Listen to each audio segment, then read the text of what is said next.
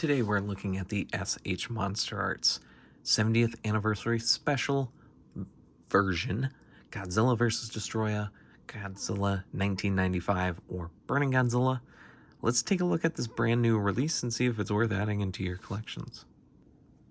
If any of you have been on the channel for a while, you guys might know that I actually own the original Burning Godzilla. Now, I don't own it anymore, but when this was announced, I was very, very glad because Burning Godzilla was expensive on the aftermarket, and this thing released affordably, you know. Definitely not $200-300 like the ultimate version, or the original version kind of ran in that $200 range. I'm very glad I was able to get another Burning Godzilla, and it ended up being maybe the best looking one. I love the way that this one is done. The body, it's just a bright orange. It's just, man, when the light gets on it, it makes it look all fired up. It looks so good. And then it's got these gold, like, not really highlights, but just gold sprays. The thighs just basically, it's just painted gold.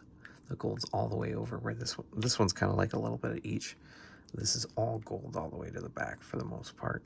And it looks good. Is it the most even and most cleanly job?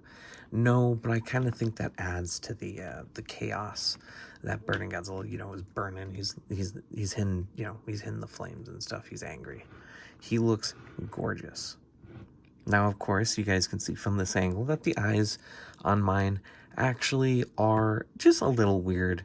They're not terrible.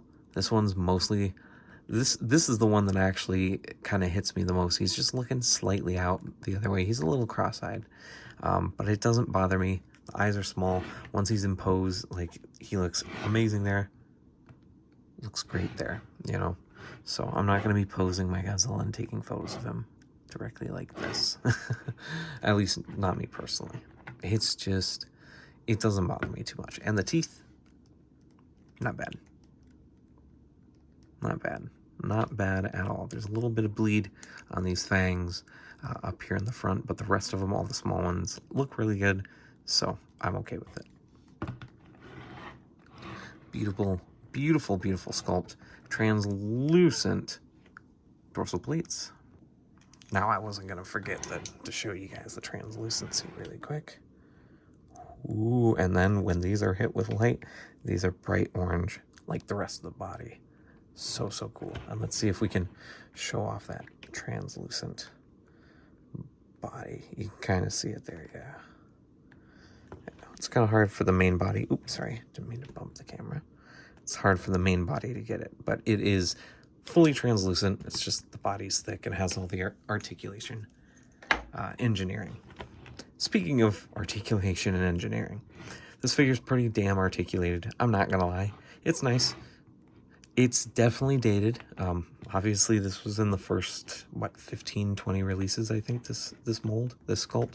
So it's not amazing. He can look mostly far up. Can look pretty far down. And then if you kind of mess with the neck sleeves, you can make him go farther. You can twist and turn. His mouth opens up wide. The arms are tight. You have to kind of swing them out, but you can lift them up. And then he's got bicep swivels, which kind of helps that range. Double jointed elbows. The wrists are on ball joints. And then he's got an upper joint, which admittingly mine, still after having this for a few days, is pretty tight, but it does move a little bit, a little back and forth. And then you have this waist joint, which moves up, down, and kind of twists and adjusts. The hips are pretty good, not perfect, but they're good. They're good enough. Kind of have to, or at least on mine, I kind of have to twist this one around if I want it to really get into the ranges that I want. But you can still get him kind of like jumping up in those high kicks. Kind of, not really. He's got double jointed knees. He's got ball jointed boot cut and ankle joints. Very, very nice. Look at that. He's got big old toes, you know what I'm saying? You guys know what I'm saying. You guys know what I'm saying. And now, probably the most dated part about this figure is the tail. Now, as you guys can see, after having it for a few days, I do have a few sections of the tail that likes to pop off. The tail still does the job, but it is definitely limited. It's definitely not like 91 Gojis. And what looks to be the Godzilla 2000's tail. A lot of mine are stuck, so I actually can't even really articulate it as much as it is supposed to, and then it does pop off. Yes, it does. It pops off. Is it frustrating? Not really. It is fair to note that this whole last section is all one piece, so that's how dated it is. Very, very dated and old, but it still mostly gets the job done, and you can still get it into some fascinating poses. Now, let's look at the accessories. For the first accessory, we have the 70th anniversary plate. This is the same one that is included with the poster version 54, except it's red instead of white. It's very nice. You can see my grubby little hands. I put some fingerprints on it already, so I'm going to have to wipe it down, and it does have 4 holes for Tamashii stages, so that's pretty cool. Speaking of Tamashii stages, we do have an atomic breath. This is the original breath that has been here since the beginning of the line. Very, very nice, a bright orange. It's translucent, it looks good, attaches through a Tamashii arm, and then we have that classic base. Very, very nice. If you have the Gamera to Sendai battle version, Gamera 1996, this one is a more orangey color and a little bit darker. So just there is a color difference. It's not exactly the same. And this fits in Godzilla's mouth very easily. Boom, like that. And now he's blowing away the enemy. Finally, Godzilla does come with a pair of alternate hands. These are way more aggressive, more angrier, and they just look cool. These are the hands I like to have displayed on my Burning Godzilla, but I will admit I've already tried switching these out once or twice before, and they were way too tight. So I'm going to pause the video to save you guys the struggle, and because I can't edit it out, and we'll be right back in a second when I've got them switched. But just know I struggled. All right, I did struggle, but once they're on, they look good and ferocious. Yes, look at him. Rip and tear. Rip and tear. Yeah, this is the one that was really hard. I actually had to put these under the sink in hot water for a little bit just to get these to pop on. This one probably didn't actually need it, but I just did both because, yeah, might as well do them at the same time. Beautiful.